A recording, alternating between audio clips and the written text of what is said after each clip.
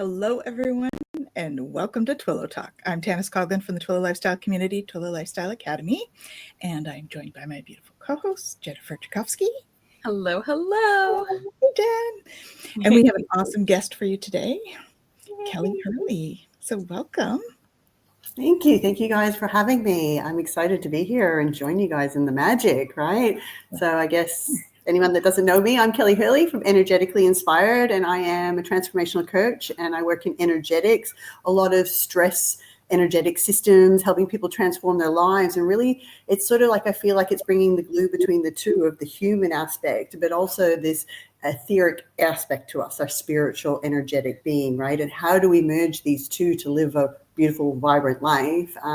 Recently helping a lot more soul entrepreneurs to create stability, to be seen in their magic, because we're all so unique in our essence. And the more people, like more spiritual light workers that actually get seen in their magic and being able to create sustainability, allows this beautiful ripple out into the world where so many people will heal and come back into their true aspect of life. So it's exciting, and I'm really loving the transition at the moment, which the universe has put me on the path. So awesome. We're super honored to have you here, Kelli. It's great.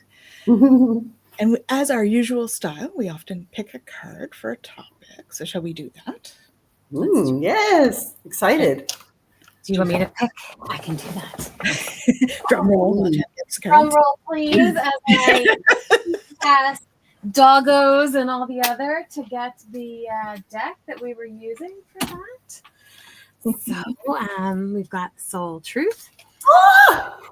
I haven't. Would you like our card for us today? That's really cool, because it's the one I've been using a lot lately with my clients as well.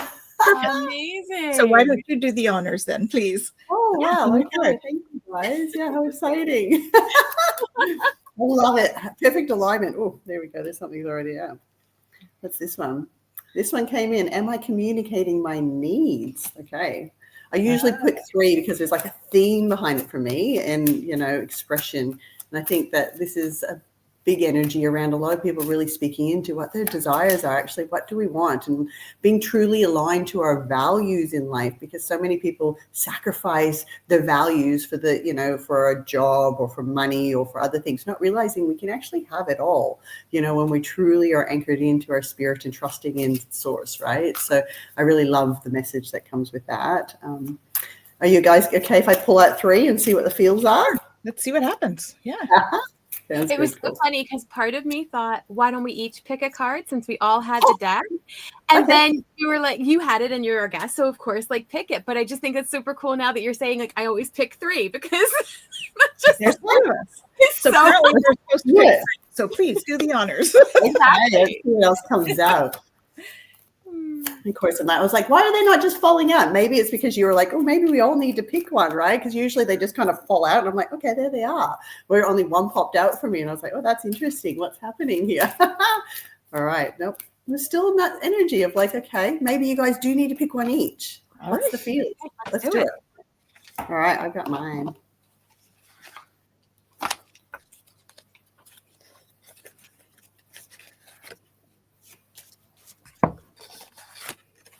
I absolutely love that we all had the same deck. Oh, you got 3. We're gonna. Okay, ready? Eeny, meeny, and miny. Which one? I was gonna say miny. Yeah, me too. What am I most afraid of losing? What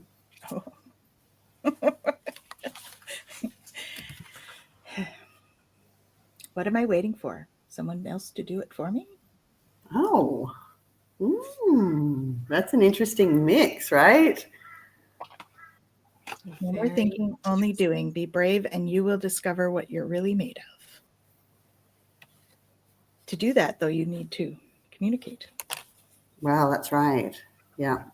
And when we're so afraid of losing something, this is where I find that people sacrifice the thing that's the most important, like when we're talking about values, like I said, the things that we really truly desire in life. So often people sacrifice that because they're afraid that they're going to lose, the stability. It's usually a nervous system response, or in the sympathetic nervous system. We see it with finance, our job, and all these things. And people really want to lean into this thing, but the head gets in the way and it sabotages them and says, oh no, but this might happen and this might happen. So they're seeking stability and not actually leaning into what their yes and their no is, and the things that they truly desire in their life, right? And trusting in that. And that was a huge part of my journey, was actually continuing to say, actually, what is it that's important to me? And it was my children. It was being flexible to work around them, doing something that I loved, and not sacrificing what meant the most to me. And each time I get those occasional feels of, oh, do I need to maybe have a different job or do this? And I was like, no, I'm not choosing anything else over what's important to me. And so this became, I hope you guys are okay with the occasional swear word, but it became my, this is a fuck yes, and that's a fuck no. If this is going to take me away from my children, or I'm going to be doing something where I go to work and I'm looking at my clock, wishing my day away, when, energy and time are the two things that, we can't replace our time, right? And our energy is one of those things that are really important. So they became two things that became one of my most powerful or most valued things in life. Yeah. I love that. I'm going to say you are a sacral energy with that Yep. yes or no response. Gliding away. Well, it's funny because the sacral energy is, I'm a manifestor in human design, which is an open sacral, right? Just tuned in, very powerful, a trailblazer, someone that leads the way and shows the light, right? So it's usually sort of stepping the way, but then calling people with me. I don't want to do this alone. Let's go, guys. It's possible. Yeah. But it's really about teaching others that this is truly possible, when we actually know that this is our right, but we've all for so many eons been taught that actually no, we need to sacrifice things so much that to have a good life, and it's really not true. We can actually have everything that we truly desire that's aligned to our heart, not always our mind. Our mind calls in things that are not always aligned, but when we're truly in alignment to our soul and our heart, we truly can have everything. Absolutely. I think that fits really well with this card of what am I most afraid of losing, in the sense that, in therapy, I often talk with clients about secondary gains and losses. We're looking at it and going, okay, if I make this change, if I make this transition, if I allow myself to transform, if I speak what I want, what does that mean? What else in my life is going to change? And sometimes we look at that and go, well, I'm afraid. I'm afraid of being alone. I'm afraid of not having this security blanket. I'm afraid of not having, the comfort of familiarity, even when it's uncomfortable, right? Mm-hmm. It's those things that we look at and go, okay, I want this, but it's the unknown. And so we have to be okay with that aspect of change in order to be able to step into what it is we want in our experience. Yeah, and I resonate with that. I think after I created a really beautiful life, I came to this time where I really wanted to expand and help others, but then I kind of kept hitting these resistance walls. And what was happening internally was my nervous system was like, but we love our life.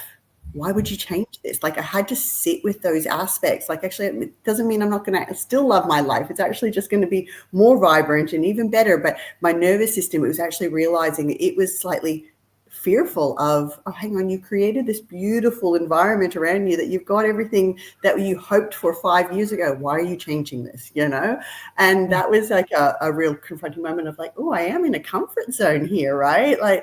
And the nervous system, this is why I work in stress energetics, because at every time that we shift and evolve and we want to, whether it's healing or, we're just changing, and everything's always changing, but our nervous system's always active in that. And so that if we're not in a high vibrational state, when we look at high vibration, it's like the high hertz is constantly moving. In a low vibration, it's slow, and we have more ability for our mind to get involved. So the quicker we can reset our nervous system or take action before the nervous system controls us in that moment, the actual more we create magic in our lives, right? And that's actually for me has been the foundations of everything I teach, is how do we start with the nervous system and actually being aware of what's happening so we can keep regulating and moving through it and realizing it's going to trip, go, don't stop, take action on our heart and soul, and then we're rewarded for it. Your ego is always rewarded if you take action from the heart and soul.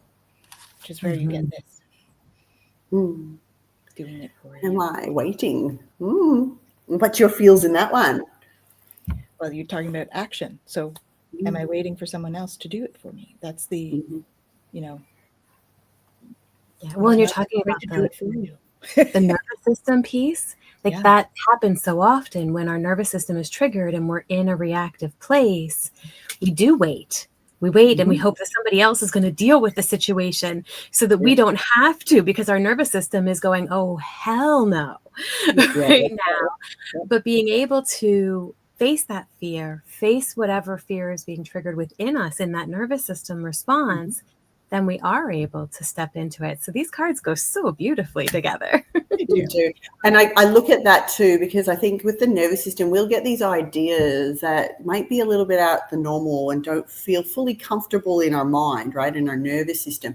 And we'll ask for validation. We'll seek somebody else. Hey, what's your feels around me taking action? You know, this is that thing when people get into anxiety and they're like, oh, give me my tarot. I need to flip all my cards. Go see somebody. Please give me all the answers because I need to know this is the right path, because their head's already sabotaging the thing, right? So we seek people outside of ourselves to say, actually, it's safe. It's okay, you know, whereas actually, if we really, truly trusted in our soul, our intuition and the universe, we would never be, oh, can we get somebody else's opinion on what is actually truly best for us, right? And that's something of learn to trust that part. Is this, if it's coming from that source place, it's always right. It's always, it doesn't mean it's going to be easy, you know, but it gets easier.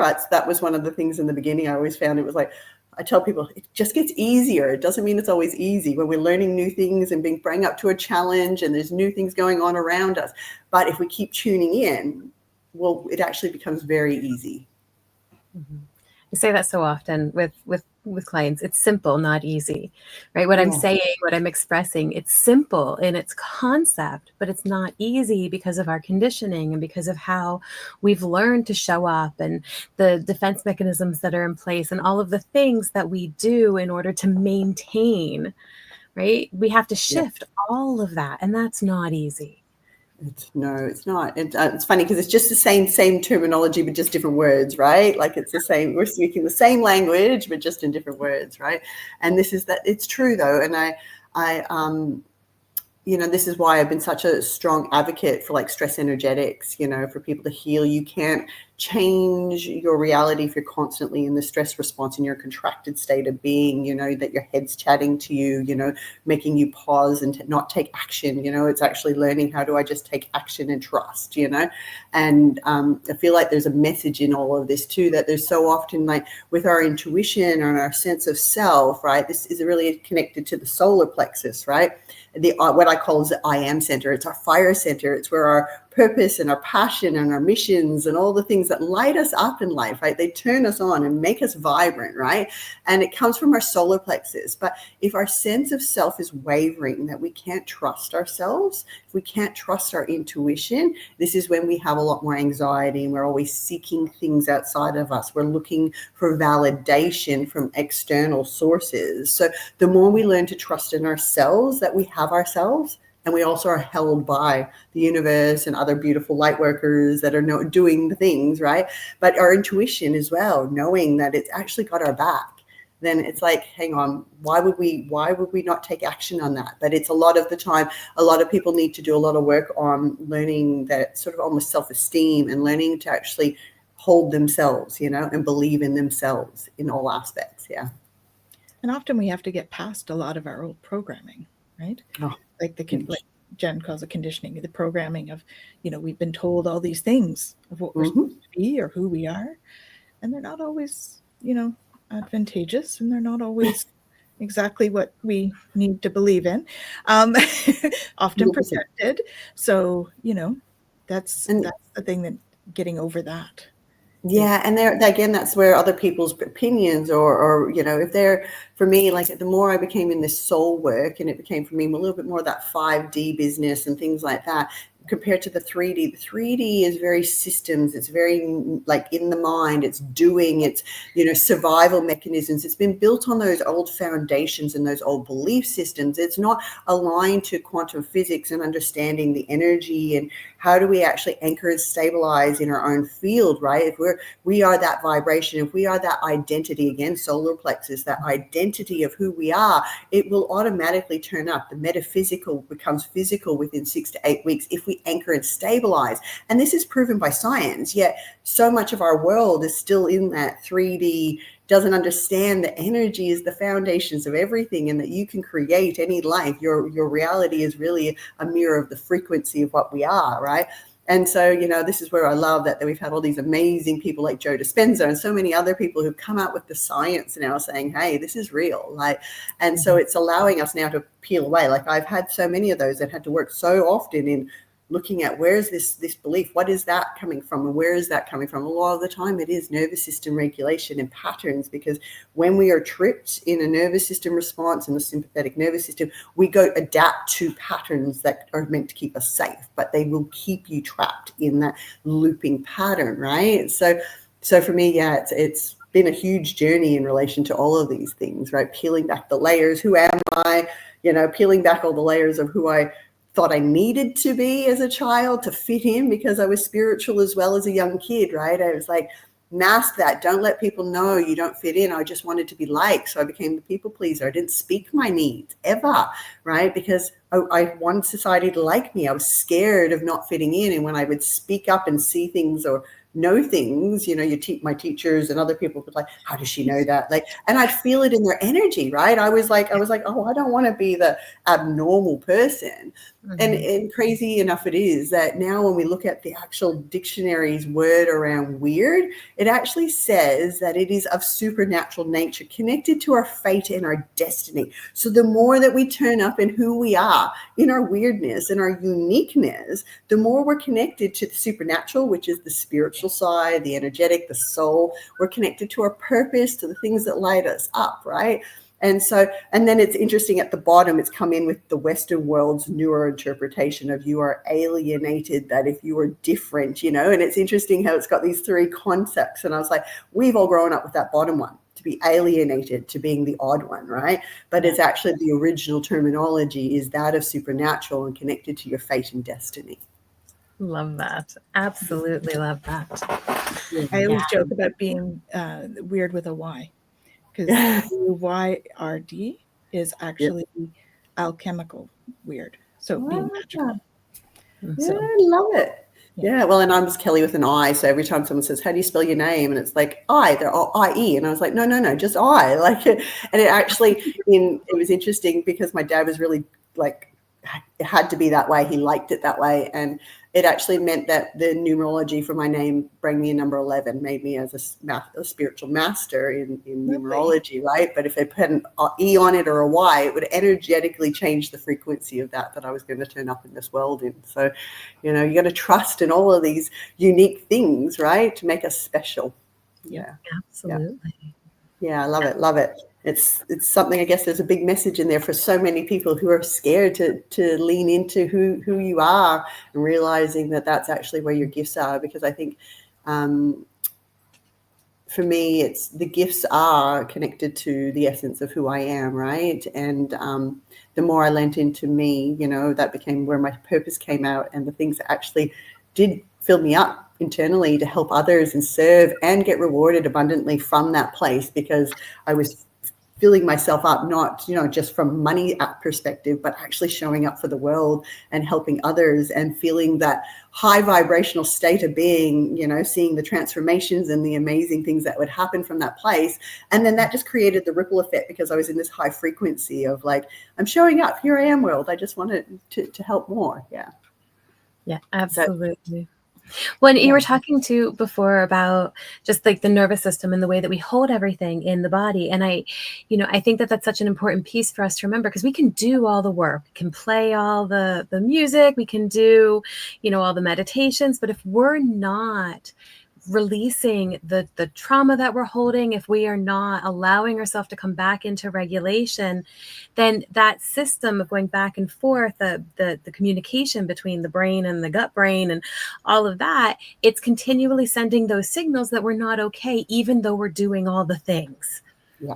100%. And so it is such an important piece, what you're sharing about having to release that, so that that communication cycle within, even like you're talking about communicating needs on the card, but we have to do that within ourselves as well. And so being able to communicate within the body and going, no, I actually need this. I need to release this aspect, or I need to let go of this thing. And from a cellular perspective is 100%. also really important. And the cellular release too, in my experience, is, like if we can learn to regulate the nervous system and get it used to meeting some of those fearful pieces that it, in animals, it turns on, it resets, right? In humans, it's just become hyperactive. And so it doesn't reset so easily. And then when we meet our trauma and stuff like that, the nervous system contracts, so it pulls the energy in. And so it's like encapsulating us physically, right? But we need to be able to open that field up while we're in it and breathe it through so that the energy opens. So I say to my clients, when your energy field is big, the problems and the trauma is actually really small, because you are a vast amount of energy, right? So now we can actually get that moving, and using so many different tools, somatic tools. There's so many tools and amazing healers that can give those things, right? But we need to actually get the nervous system to soften so that the field opens, and then therefore the energy wants to move. It actually wants to be released. And it doesn't always have to be, people think meeting our trauma and the bad things that we've experienced in our lives, we have to sit in it and wallow in it. It's actually not true. It's not true. The energy just wants to release. Sometimes you're going to have to meet and remember a moment so that you get, oh, here's the emotions. You don't have to recall every aspect of it. And, the more we actually unpack things and sit there and go, oh, this and this and that, my parents did this and that experience happened. We're just lighting up neuron pathways that can keep it alive within the physical body, right? Because if we start to look at neuroplasticity, so I say to my clients, we only want to go there for moments, access the energy and move the energy out. And then the nervous system will notice a shift in your body. And so often it'll echo. So it's like calling back that you've released. And you just have to witness, oh, hang on, my head's like going into those stories, or I'm maybe getting caught in that pattern, and you're recognizing and witnessing the pattern. And then you just breathe and say, no, clear and delete. And it can be just that simple. No, I clear and delete. I choose what defines me. I choose what I live in from here on in. And you keep doing that and keep pivoting yourself, and even going into your heart vibration and thinking of things you love. So you're shifting the vibration that's attached to it. And all of a sudden your reality actually completely changes, and you'll notice. And I say to people, it's really about the compounding effect too. It doesn't have to be this massive thing, 2% every day. It's 2, 4, 6. Before you know it, in a month, the energy is very different, and you're in a completely different state of being. So, when people say it has to be these massive shifts, I'm like, no, sometimes the smallest ones are actually the ones that the nervous system can handle. And then when we've got you to that place that you're actually okay with the body's learning how to reset naturally, if you need then have really traumatic experiences, then you can go into those experiences, because your body and your nervous system has the ability to release it instead of unpacking it and leaving you fragmented, So, yeah. Yeah, I use the Ho'oponopono with my clients for that stuff all the time, because it's gentle. It's not one that is shocking to the system. It helps to soothe it, I think. Yeah. And it was funny, this week actually was one thing that came up for me. It was like sitting with some clients, and they're like, oh, the imposter syndrome. As I'm shifting and people are like trying to, I hate the saying, fake it till you make it. But in quantum physics, when we are vibrationally in a different state, so if we keep redefining ourselves and keep pivoting ourselves and choosing what we want our reality and what state of being we want to live in, right? So when we do that, it just absolutely, it kind of leads us into like the imposter syndrome is part of the nervous system saying, oh, hang on, am I really that? Oh, I've always been broken, or I've always been in this routine. And, so we start to hear all the stories, and that's really just the nervous system. So right away, as soon as we know that's occurring, we know our sympathetic nervous system's activated, and we just need to start regulating that. We again get to choose to be defined by those stories that are only just trying to limit us and keep us in the looping pattern or how our reality is, because that's what our nervous system thinks is safe. Yeah. So it will do all those shadowy things to us. That's what a shadow is. The shadow is just this archetype that comes in to try and trick you into staying in a pattern that's not ideally healthy for you. And if your nervous system triggers it to try and keep you safe, but it's not actually. Yeah. Well, the brain is programmed in such a way that it is here to keep us alive, not to keep us happy. And so we have to remember that's, our operating system. And so we have to be responsible for taking charge of the operating system, not letting it run its program without us, checking in on it, to go, hey, hold on, this program's a little obsolete. Let's see what we can do to shift it. And I love you bringing in the physics part of it, because, when we look at things like quantum collapse, we realize that reality isn't what it is until we've decided that that that's what we want it to be. And so much so that we're recognizing now that science actually has proven that we can rewrite the history. And because the history only exists within us, it doesn't exist anywhere else anymore. We know that we have that power to actually shift everything that happened within us as well. Yeah. Yeah, I love that. I love that. It's like I said, all this sort of stuff is really powerful, because the only moment that exists is this moment, right? So when we keep those things alive through our thoughts and feelings and the emotions and the patterns, right? But we can transform all that in a moment of awareness, and then just pivoting. I mean, there is a little bit to do with that mind, as you said, because it's here to design to keep us safe. And when you said that, it just made me think of these, like I've seen with so many of my clients, where they come in and they're judging the patterns and they're hating this program, and I say to them, if you stopped and looked at the program was only designed in a state, yes, it's trying to keep you safe, but if something was trying to keep you safe, would you not see that from an aspect of love, even if it's not actually the best scenario, right? So if we take the judgment away and stop condemning it and putting negative energy to it, then it's allowed to be seen in its fullest, that we can see it and hear it and go, okay, it was just trying to love me, really. It was just trying to keep me alive. And then therefore everything starts to shift. We're giving it a different vibration. And then therefore it's raising its energy, and all of a sudden it's moving out of the field, because judgment is that condemning energy, right? So there's a lot of amazing gold in all of this, right? Definitely. Absolutely. Yeah, wonderful. Oh, we all gone quiet at once. And it was funny, I heard something before. Did somebody say wonderful? What's that? Nobody's mouth moved, but I heard wonderful. Did nobody say anything? No. That was really interesting. I heard somebody say wonderful, but it wasn't any of our voices. So that was interesting. Okay. It is wonderful. We have a guest that agrees. An unseen guest. That's undeniable for us, right? It's definitely going to happen.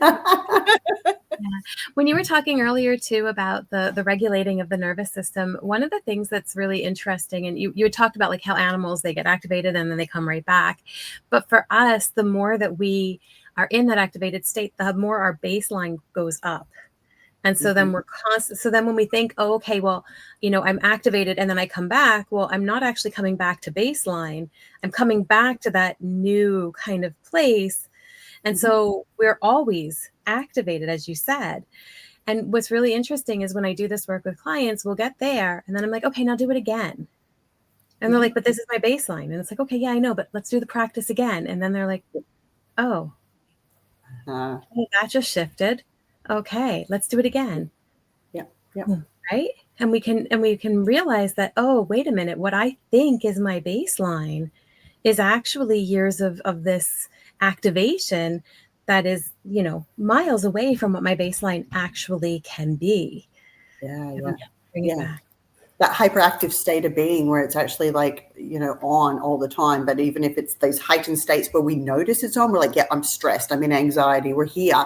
And then we can turn it off. We think we're turning it off, but we're actually unconsciously still always in this survival mode, right? And I noticed it really, really, like, it was really prevalent in all my clients when we went through the pandemic, because it was such a collective world thing that every client, I was like, wow, I've never seen that every single client that was coming in had this overactive nervous system that needed regulation. But then when I tuned in and started channeling messages, it was like that we're actually upgrading our nervous system, and that therefore it had to be like a massively seen thing for everybody to experience, so that we started to really actually witness that most people are living in a survival mode. They're not thriving. They're living in their sympathetic nervous system, even if it's just mild undercurrents. They're constantly thinking, how do I pay the next bill? Oh goodness, I got to go to work tomorrow. Oh, how do I get this done and that done and this? And they're not actually enjoying life as much as they should be, right? It's actually just doing all the time. And this is head, right? And when we talk about being in regulation, coherence is mind and body. It's tuning in and having both of them, like the masculine, feminine, dancing together, right? It's these two parts of us in coherence. It means that our life becomes more coherent, right? And I often, with a lot of my clients, when I do these resets with them and I get them to such a state of peace, and they come out and they're like, I cannot remember being this calm and this feeling. Like, for them, it actually feels unusual that they have not experienced a place of calmness like that in so long. And of course, that's why then again I say to them, you're going to have to keep doing the practice to reinforce this, because you're going to go back into your house and have all these little triggers that just set it back off. You know, when I went through healing through my PTSD, when I start recognizing how my nervous system was functioning, it made me really great at what I do. But recognizing, you know, what the little things are going on in my body, that I get tension here, or my head would get overactive, my tolerance for the children might not be as good, things like that. And I'd be like, okay, what set it off? Because there's nothing stressful that's happened in the last few minutes, or, you know. And then I realized it was like as simple as my phone beeping, you know, the abuse that I received, some of that came through messages. So that became a thing, you know. So I had to retrain my whole body's response to every time my phone beeped. I remember standing there one day and then I noticed it go off, and I was like, what set it off then? And I was like, so I was looking at my environment, looking for what are those triggering things. And it was the sound of a car. The car sounded like that person's car. It wasn't them. And none of those messages that most of the time came through was that person.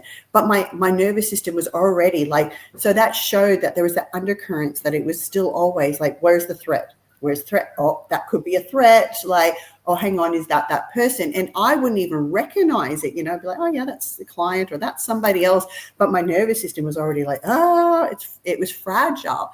And that's why I realized, but I could reset that now. My phone beeps and it's fine. You know what I mean? I walk down the street and my nervous system's not on me. It occasionally happens, you know, I'm human, right? I say to people, I'm still human. I still have days that I get triggered.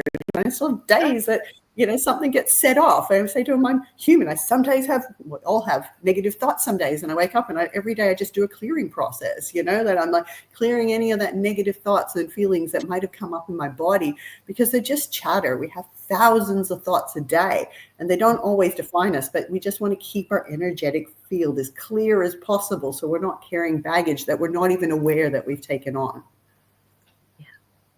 Yeah. I think so many that carry that they aren't aware of. You know? A lot of it was for me too. A lot of people aren't aware. They know that what stress feels like. People know what being in the depth of the mud feels like, but we sometimes just don't realize what the subtle undercurrents are going, you know, like you said. And that's where you were saying about, you know, our baseline might be down here, the original actual where we're in thriving and feeling good. And, you know, we're doing this work and we're getting to here. And most people are just functioning here and then flitch to there and flitch there. And that's that space where they're actually never coming back to a place of regulation. Mm-hmm. Yeah. And I think too that we get so used to being in that activation that we don't realize at all. And, you know, we've had this experience where you're in something and then all of a sudden you leave and you're in a different situation with different people and you're going, well, I can breathe again. But you know, and then we begin to understand that, okay, wait, maybe there is something else happening, because we're not even aware of it, right? We don't know what we don't know. And so we're so used to just going about our day. And as you said, that surviving piece, that we, you know, that checking in with ourselves and why that's so important, because otherwise our autopilot is used to it and it's not going to do anything different.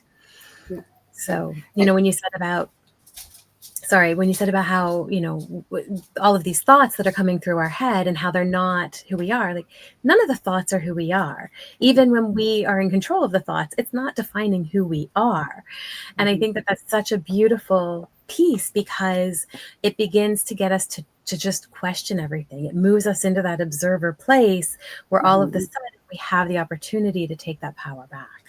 Yeah, 100%. Curiosity is the key. Judgment, like I said, is one of the condemning things, but that beautiful being able to be curious and witness and just be like, I'm curious where that comes from. I'm just, without, you know, making it anything. And again, watching how much we want to get into unpacking, but just sitting back and actually observing it from an innocent place without doing too much. And the mind is designed to remember all the negative things, right? Because it's like, it's our experience. And, you know, I notice when I sit with clients and I'm saying, okay, let's look at how you want to, you know, what you want to experience in your life, what state of being, you know, we will remember our great moments, but it's not like it's not as easy for some people to go back to what does that feeling of joy and excitement and, you know, deep pleasure in life feels like, because they're fleeting moments. They come in our body, we experience, and we allow them just to move. And that's what energy is meant to do, right? We're supposed to have it. So when we eventually get to a place that we're feeling good all the time, it's just a natural, you know, place to be. But if we've experienced a lot of trauma, we can remember and experience and kind of sit with that, or we go really numb and try to ignore it all, right? But a lot of people do actually struggle to come back to what does pleasure feel like? What would that feel like when they're trying to manifest a different life for themselves? Of go there, feel the emotions. What version? How would you feel in that frequency? And they're like, and I know for myself, when I first started doing this, I was like, oh, this is actually harder than I thought. You would think to sit in visualizing and feeling the joy of life moving through you and what that version of you would be like. And it is actually hard for a lot of people to do because their sympathetic nervous system's on. So it is really staying in those memories of the negative, you know, experiences more so than the high and happy experiences. Well, people don't know how to play to get themselves to that space. Right? Well, this is why I say go turn on your favorite music and dance around the house like a crazy person, like, I mean, in a positive way, but, you know, like let yourself loose that nobody's looking and dance like there's no tomorrow. You know, like I said, I went to a conscious 90s dance thing last night. It was so much fun, you know, because people are just free to be them and they were accessing their teenager and trying to remember the moves that we would do when we were down in that stage. And, you know, and it was just great because everyone could just be free. And that's like a movement meditation. I say to people, the more you can incorporate that, where you're out of your head, but just in the experience and just enjoying in the moment, right? And learning how to, you know, get out and like we're moving into summer here now. We're still, you know, spring, but, you know, moving into the warmer weathers, but on the colder days, not that we have cold like you guys, but, you know, go sit in the sun, feel that sun. You know, get in the shower, feel that water, you know, just be with that actual experience and start to turn on that sensory response within the body. So you're actually being present with yourself. Feel the air as you breathe in, feel it as it blows out, you know, tickle your hands for a moment, really softly, you know, like allow yourself to be present with the sensations of life. Stop. What can you hear? You know, like, and this is where we start to then being able to visualize even better, right? You know, I say as I drive down the street, so, you know, I'll be like looking at all the different shades of green going, goodness, like what a beautiful world we live in. Whereas I hear people say, oh, this world's terrible. I'm like, oh my gosh, you're just so not seeing what I see, because the butterfly flies past me and I'm like, oh, look at that gorgeous butterfly. Like I just see beauty and so much. It's like, oh, you know, like, and I'm like that, you know, like I look at things around and I'm like, this world is just absolutely, we're so blessed, you know, there is so many yummy foods and so much, you know, so stop and allow yourself to experience the beauty that's there, right? Allow yourself to feel and hear. And it's just, that is the gateway to actually allowing ourselves to feel like we're thriving and alive. And that's what it's all about. Yeah. Definitely. Yeah. I love that. I know every morning you get up and look out the window. It doesn't matter what kind of day it is. It's still like, wow, what a beautiful picture was painted for me in this moment. Even if it's like covered in fog, it's still like, oh, wow, this is amazing. And being able to hold that space is incredibly powerful in order for us to shift. And I love what you were saying about curious, and Tana smiled too, because I'm always saying open and curious, open and curious. If we could just be open and curious, it would help us to move through anything. And it's true, because it also allows us to look at a situation, and regardless of where the mind wants to take it, if we can stay in that place, we can always find something to shift it to.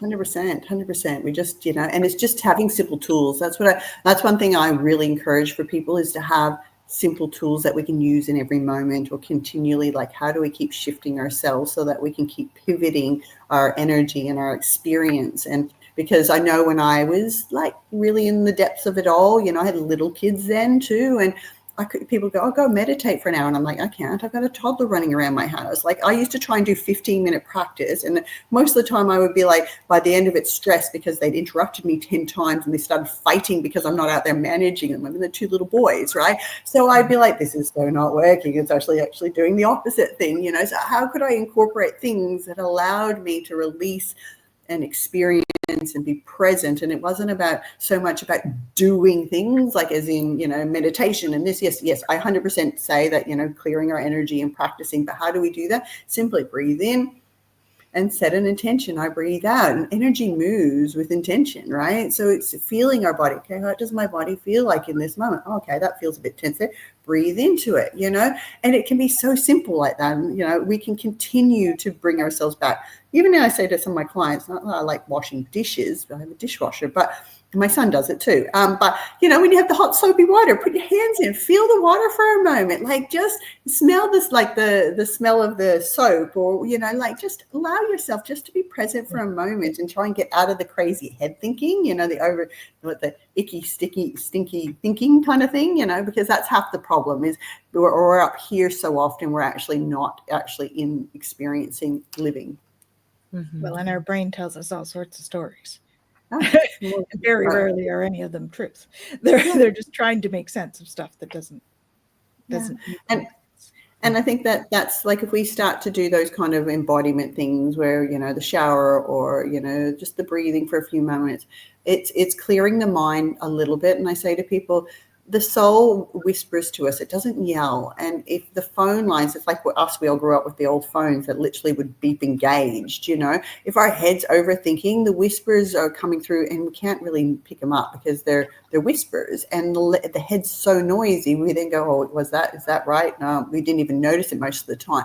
But allowing ourselves just to stop for a little bit and just be a little bit present allows us to actually get the answers to the things that we're actually calling in. And I said to so many of my clients, a lot of the time I get these channeled messages when I'm singing in the car, driving, I'm in the shower, of course, singing again, turned on the music and vacuuming my house. And all of a sudden I'm like, all this stuff comes through, all these ideas, all these, I know people are like, oh, so you're not in like this meditative state of being. I'm like, no, I'm actually just in a present state, singing and dancing just in my head. And all of a sudden I get all these like, oh, there's the answers to what I was thinking I needed. That's, because I just asked soul and I asked the universe. And it comes through at the most random times. I used to say to it, then I was like, okay, I'm driving. I can't write this down right now. And this is an amazing message, right? Can we try? Or I'm in the shower and I'm like, I don't have a pen, or where's my phone? Like, I'm like, this is not the idea. Yes. But yeah, it can be so, it doesn't have to be this like, go and clear your mind. And, a lot of people that have got the monkey mind and a lot of overthinking, meditation can be hard, but dancing around the house can be a movement meditation and can work great to clearing your mind as well. Yeah. Definitely. We were just talking about this in one of our classes today, actually. So it's quite funny. Yeah. I feel like we speak the same sort of language, right? Yeah. Just like a bit of an accent. It's not as bold as most, because I grew up in Canada. So a lot of people say, you're not fully Australian. Where are you from? Like, and people go, are you Irish? Are you from, American? I'm like, no, I grew up in Canada. So yeah. Like us. Nice. Well, like me. Jen grew up in the States, but she moved here. Yeah. I did 1 year of junior high in the States, did all primary school in Canada, but was born in Australia. So, and then did all high school here. So, and then, not been back since. So nice. Yeah. Well, it was really, when you were talking earlier too about like the vacuuming or the dishes and all of that. And I think so much too, just that little shift of perception if we can notice the resistance that's happening, because that's the mind too, deciding, you know, it's bored or it doesn't like something or it doesn't want to do something. It wants to be anywhere but present in the moment. And if we can notice that, then we can change that, we can shift it. And as you said, you know, dishes is such a great example, because, you know, for the most part, people are like, oh, I don't want to do the dishes. But to be able to be in that place of, I'm so grateful that I have dishes to do, and that I had food to eat that made them dirty, and that I have running water to be able to wash them. And, you know, like all of the things, if we can bring ourselves into that moment and just shift that energy from resistance to gratitude, it's that molecular shift that happens on a deep cellular level within us.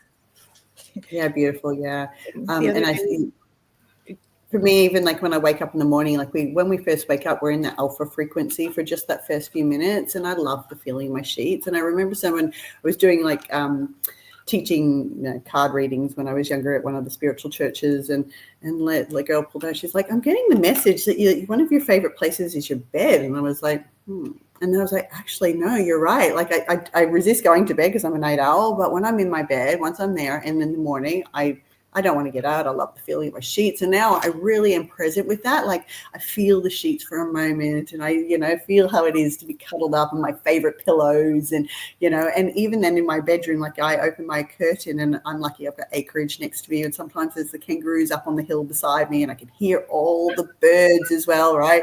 And so it's like, actually, I'm just blessed, right? I don't have a house straight outside my window, and I get to experience and just be present and feel the sun on my skin as I pull the curtain. And yeah, it's just powerful to actually allow ourselves just to be actually having gratitude for the simple things, right? Like as much as my sheets, it's one of the things I do every morning, and it sets the undercurrents for my day as well, that if we can just take that couple of minutes in the morning to just slow down, be present, we can hold that frequency. And I kind of say to people, it's like having a big pond, and you first wake up in the morning and the pond's still, and you send out this first current of gratitude and appreciation for and it becomes the current that hits the other side and bounces back, you know, when you get to see the water and it keeps rippling, and then you get up, and then the rest of the chaos happens, and now the water's all murky, but all day long there's still this undercurrent. It's the first message you send out to the universe of, I'm grateful.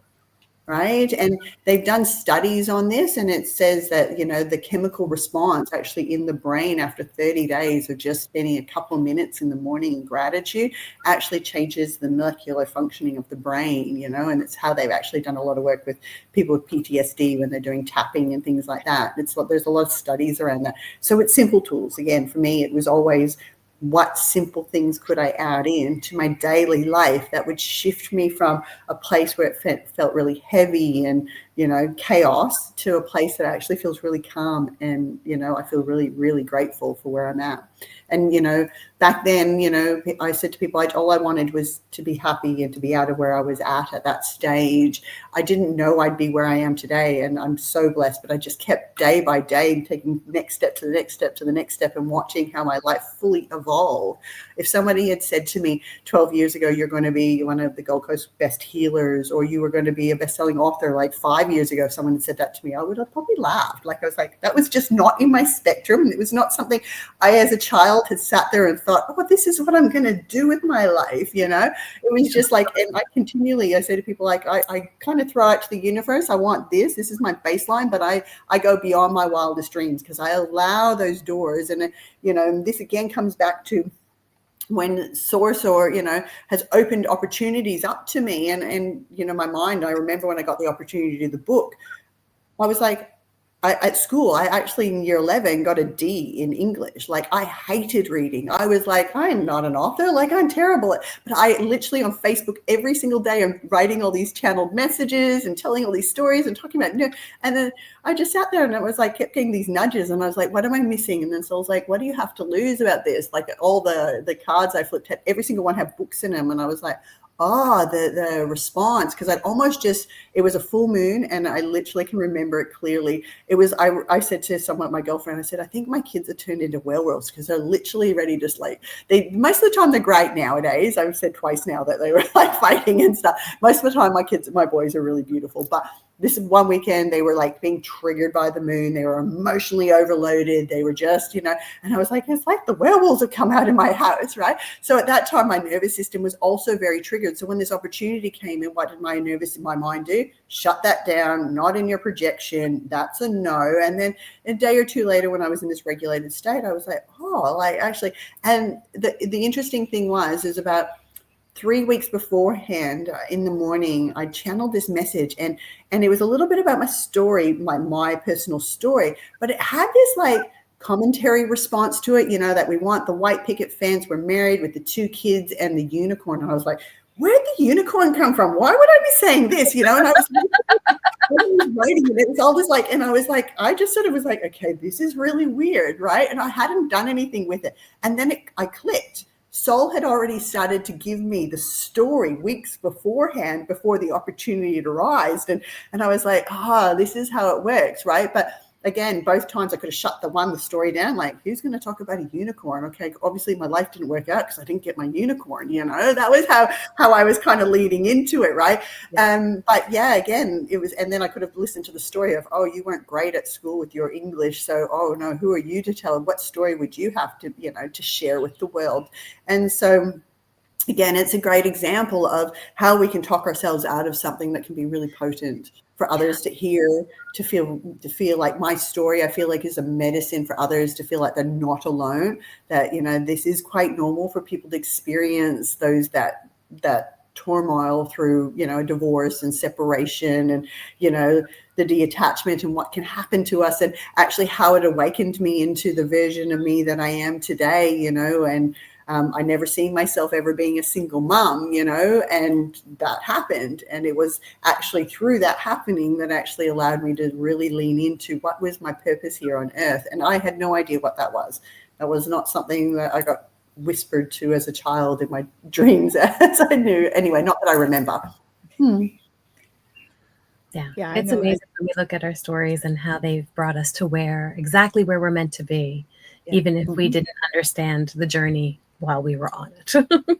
Exactly. No, if somebody had said to me it's going to be a blessing in disguise while I was in it, I probably would have punched them, to be honest. Not that I do violence, but do you know, it's like that saying of like, so I say to my clients, like, I get it. It's like easy for someone to say there's a light at the end of the tunnel. When we're in it, we're in it.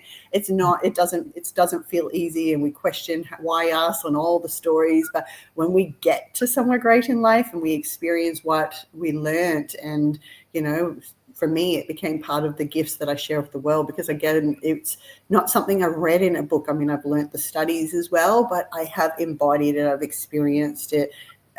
People feel heard and understood. It's like, oh, so this is normal, whereas a lot of people are sitting at home with the stories in their head thinking there's something wrong with them. And just understanding that a lot of the time that is just a nervous system overload, or an archetype and a program playing, and you're just needing learning how to reset that system. I love where it's led us today, ladies. I think it's gone to like lots of stuff from one thing to the next. All of them along with our cards, right? So maybe we should read that, because they all have a message on them. Maybe we should read what's on the back of the cards and see what comes up. Yeah, I will. I'll start. Am I communicating my needs? Mm-hmm. And your needs matter. What are you needing right now that you haven't communicated? What are you afraid of? Is it possible that what you are fearing is not true? Today's soul action. So journal these answers. What are my needs? Am I saying no and yes? Enough based on my desires? Am I telling my full truth? Do I believe that my needs matter? And do I share them with others? Do I ask for what I want? And when communicating my needs, what am I resisting, and with whom? And what I need in order to feel safe enough to express my needs. So it kind of feels like it's like linked into everything we've spoken about. Right? It does. Absolutely. Yeah. For sure. Did you want to read yours, Jeff? Sure. So what am I most afraid of losing? And I think that fits even with some of the questions that your card was asking. Yeah. So it says, as we grow, change, and transform our lives, it requires us to let go of something that was, to make room for what will be. If you were to take a big leap today, would you feel scared of losing love, safety, or belonging? What if it was a big fat lie? What if it was impossible to lose any of those things because you have the power to give everything you need to yourself? Today's soul action: name that fear and look at the worst case scenario. Find a solution. Take your power back by being certain of who you are and where you are going. Today's mantra: I move forward knowing I am powerful beyond measure. I am loved, I am safe, and I belong. Well, and that leads into this one. So what am I waiting for? Someone else to do it for me. Are you waiting on someone else before you take the big leap? What if you were to take life into your own hands and forge your own unique form? Put your heart into action and ask yourself, what risk can you take to move towards your dreams? Make a decision and do it. No more waiting for others. Do it scared. Take the leap. Today's soul action: no more thinking, only doing. Be brave and you will discover what you're really made of. Wild soul, strong heart, can't lose. Amazing. They're so intertwined, all of them, aren't they? They are, and exactly what I mean, even knowing I hadn't read your messages and mine, and I don't remember, even though I got the deck, I can't remember what all the things are, but I was like, oh, that we've spoken about every aspect of these, and they're all entwined into each other, and even each card reflected pieces of the other cards, right? And it's still, I mean, it doesn't shock me, but I still like go, what the fuck? When I, like when I was like, oh, here's my deck, and you're like, here's my deck. We're all like, oh no way, I'm in Australia, the other side of the world, and this chick's got the same deck sitting right beside her right now at her kitchen table. But they're not all on my kitchen table right now. I have quite a few here, I have to admit, but Well, in my treatment room, I've got them all in there, but it's a darker light, so I don't like to do the podcasts in there because it is dimmer and it doesn't, So I was like, no, I'll be out here. And this is the one that I do often with my soul entrepreneur clients. I'm like, okay, what are we feeling today, guys? What's going to come up? What's the resistance that we need to talk about in the space today? And there you go. It worked out perfect. So absolutely I'm shocked, but I'm still what the... We always say you can't make this stuff up, but we're always in awe of it. Yeah, that's right. Exactly. Jen and I do a collective reading for the collective every month. And every month there's like themes that go through all of the cards, and we're both picking from numerous decks. And it's, you can't make it up. It's always there. That theme is always there. I love it. I'll have to tune into more of your collective readings, ladies. Definitely. I love to hear all that sort of stuff. And we feel it. Like, I know that as the work I do too, it's sometimes that my experiences that come through my body and I unpack really fast, but sometimes it's like I experience something and then I'm like, okay. And then next thing you know, all the clients or all the collective stuff starts to come in alignment that I've just experienced. It's like as if I get to alchemize it and experience it. So now when they come through the door, I can help them with that piece. You know what I mean? And so I say to people, this is kind of like the energy of the wounded healer, where you're constantly, evolving. And I remember in the beginning of my journey, it was something actually with the imposter of like, who am I to be a healer when I'm still always experiencing? And this is evolving, and it's meeting new layers of myself and expanding and releasing, and you know what I mean? And this is part of their journey, right? Which I absolutely love now. But there was a moment in time where I was like, no, how can I expected that I should be up on a pedestal and be perfect, and that's not the way. I'm human, right? Having a human up on a pedestal, it's not where we need to be. We're human. No, we need to be human, and it's important. Well, and I love what you're saying, because I really do believe the best healers are the ones who are willing to work on themselves. Yeah. Right. And so we know that if we're in a place where we think that we've made it, we're not healing. But if we can look at it and go, that exact piece of who am I? It's like, oh, I'm somebody who's healing and who's willing to look at the tough stuff within my own experience in order to heal it, which means that I can hold space for you so that you can look at the tough stuff and do your healing work too. I love that. Yeah, it was, like I said, a piece for me that I actually had to work through in the beginning of my thing. And then it's for me now, I kind of continually lean into the evolving thing, like I'm always expanding and evolving. I think because there's a huge majority of people that get trapped in healing. They're always healing, and that's part of the victim part of it. And I'm saying to them, okay, if we're going to keep the wounds alive, we want them to heal. We actually do want them to heal. So we need to learn how do we evolve through that experience, and then allow ourselves to continue. We might hit the next wound, and then we're like, okay, I'm evolving through this experience, which is healing. But there can be the shadow archetype of the wounded healer, which can leave them in the that in the trenches for way longer than someone needs to be, so that's why I sort of shifted that. So it was a little bit of a higher energy to it, instead of keeping people like, oh yeah, you're healing, you're constantly healing. And it's like, no. And some people really, really embody that archetype then, you know what I mean? So yeah, I mean, it's all beautiful in its experience. Yeah, it's so interesting. That was coming up in our class earlier today too. And that shift of like the healing work, and again, I think so much of it is the meaning that we give to words, right? But if we're in that place, as you said, of I'm always healing, there is this component where maybe we believe that we're not perfect just as we are. Right? Whereas we can be perfect just as we are and still grow and evolve. So I think it's a beautiful shift that you're talking about in the terminology that's used. Yeah, it's the meaning, because it's the words behind things. A friend of mine we actually talked about this recently. Numbers always, like number one in every culture is one. It means one. It means singular. You know what I mean? But words themselves can have such a various meaning from different to different. Even like when we spoke about weird, there's these interpretations that can be so vastly different.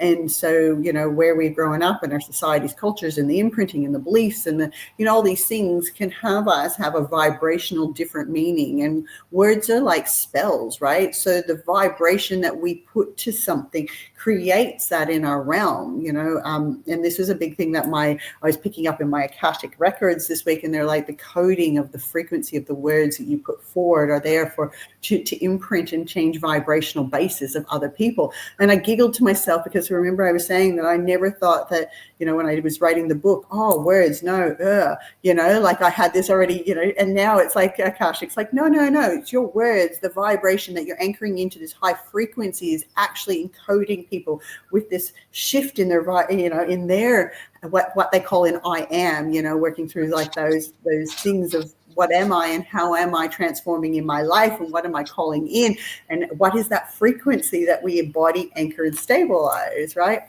So it all flows into that, right? Yeah, everything's vibration, people, everything. So what is that vibration you put on everything, in every meaning, and every thought, and every action, and sit with that.